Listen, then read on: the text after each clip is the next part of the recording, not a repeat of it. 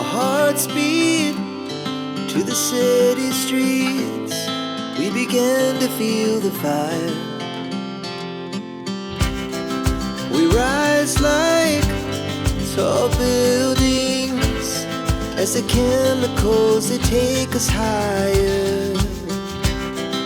The night's young, it has just begun as she puts her hand in mine.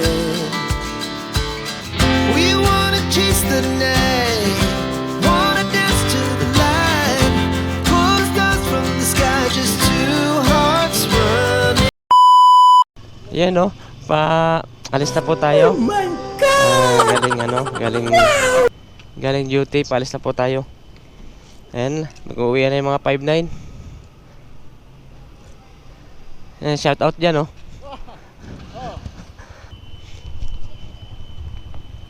Ha? Mic adapter. Yan o, kakamadali. Binili kayo ni helmet, mamadali umuwi. Shout out mo yung channel mo, shout out. Channel mo, shout out. Master Pogi daw. Shout out kay Master Pogi. Kay Kuis Motovlog yung channel niyan no, mga idol yan. Si Pops Kuis Motovlog yung channel niyan. Ewan ko kung active pa. Okay.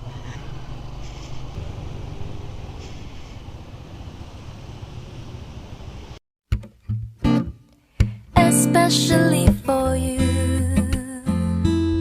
I wanna let you know what I was going through.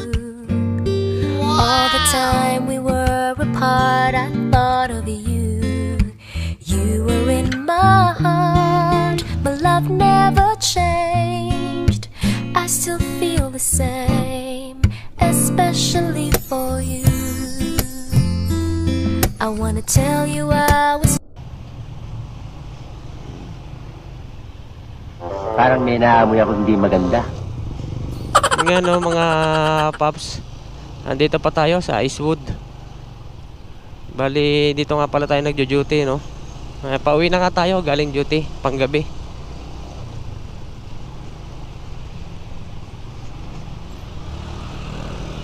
Magaling kang kupal ka.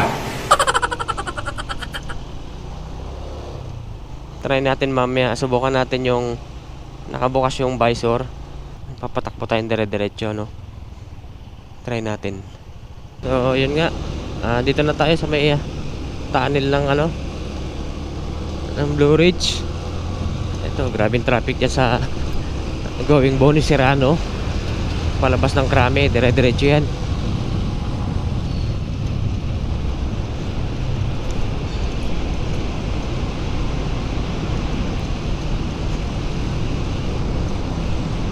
So, mga Pops no, magkwentuhan muna tayo.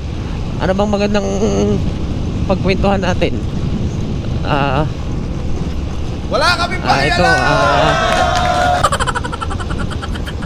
hirap talaga no, pagbago pa. Naninibago nga, syempre. Nagsasalita ako sa helmet nang walang kausap. Tapos, naiisip ko no na kada sinasabi ko, kada buka ng bibig ko, marami nakikinig syempre, pero hindi pa naman tayo ganun ka ano no. Kumbaga sana iniisip pa lang natin yung future. Sana nga no, marami din tayo maging viewer tsaka subscriber no. So, ito nga no mga Pops, tatry natin na ano kung malakas yung wind noise ni Boya, ni Mike Boya LM20. Magtataas ako ngayon ng ano ng visor. Ito, nakataas na mga Pops yung visor natin. Sana okay lang yung, sana okay pa rin yung audio natin no. Nakataas na yung visor ko niyan. Yun lang, na magana naman yung traffic dito. Ito, sigurado na talaga to hanggang ano na to, hanggang Ateneo, Miriam.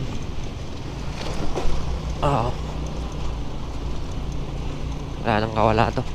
So ganun pa nga no, nakikita na natin yung dulo natin Ateneo dahil nandito tayo sa taas ng flyover. Ayun, traffic talaga.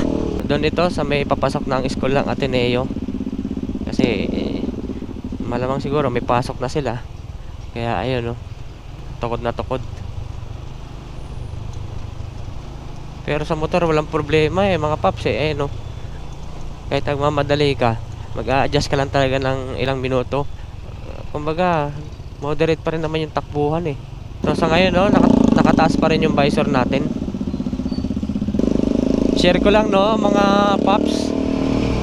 Bali, tungkol to sa trabaho namin no. Share ko lang yung isang kasamaan kasi namin. Bali, may briefing kami. Kumbaga formation. Alam na mga security guard dyan no. Before 7, mga 6:30 kailangan nandun na kami. Parang formation or briefing ang tawag doon no. Bali, yun nga, may mga kasamaan kami, kapwa namin security na nalilate. Siyempre, pagdating doon, tinanong siya, "Oh, bakit ka na late?" Sabi niya, "Sir, traffic." Yun ang sagot niya, traffic daw. Sabi ni OIC namin, "Traffic, ang babaw ng dahilan mo." Sabi ni OIC. Tsaka dagdag pa ni OIC no, na hindi pa pinapanganak, traffic na. Kaya yun. Kumbaga natawa na lang siya. Yan nga, binigyan ng 2 weeks. Ibig sabihin ng 2 weeks, 1 week 7 push up. Bali 2 weeks ibig sabihin 14 push up. 2 weeks 7 plus 7 bali 14 push up. Pero basic lang. Kumbaga basic lang din sa kasama natin security, yung 14 push up. Kasi malakas naman hindi pa naman senior citizen no. Yun nga, bali nabigay niya yung hinihingi ng OIC namin na mag push up dahil late siya. Yun, na-share ko lang. Ito na naman tayo.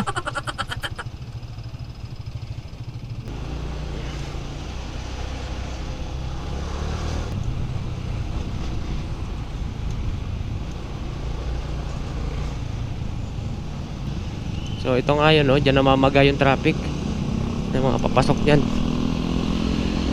sa Ateneo School. Ang pagkakaalam ko, high school hanggang college level yan Di totoo yan.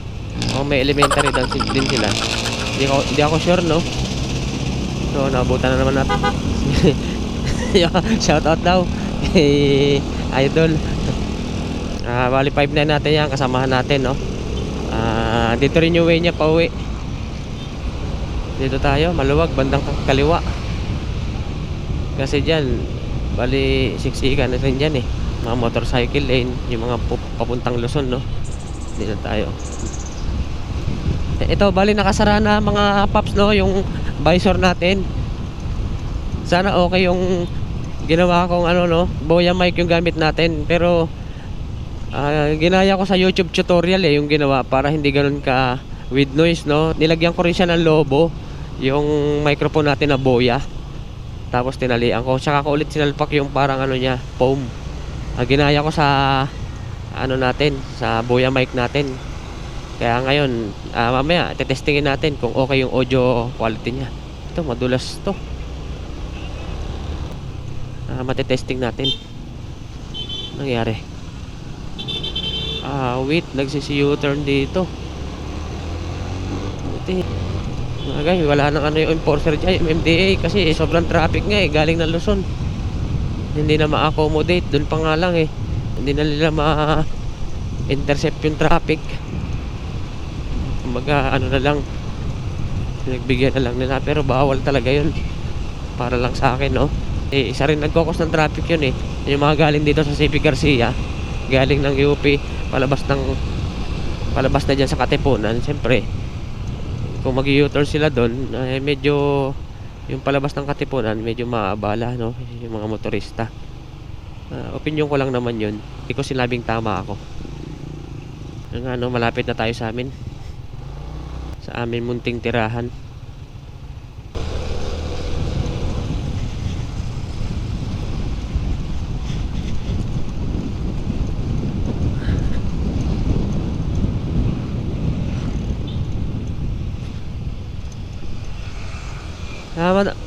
madagdag ko nga lang pala no, mga paps, yung regarding sa review ko rito sa Hero 4. Tama nga yung ibang motovlogger no na napapanood natin sa kanilang YouTube channel. Wala ngang stabilization yung GoPro Hero 4 natin. Pero ganun pa man, okay pa rin siya pagdating sa akin. Hindi naman ganun kaalog. Hindi kagaya ng GoPro Hero 5 pataas. Bali may settings na siya ng stabilization. Bali hindi ganun kaalog pag nagbi-video, lalo ito motovlog, action cam. Pero all in all, satisfied pa rin ako no sa ating GoPro Hero 4 kasi hindi natin pinagsisihan na binili natin to. Kumbaga natutuwa pa nga tayo dahil nabili natin sa ganun halaga. Tapos ang mura pa ng accessories niya. Tsaka ilang beses ko rin pinanood sa YouTube sa mga motovlogger no. Mura yung accessories niya. Dito na muna tayo.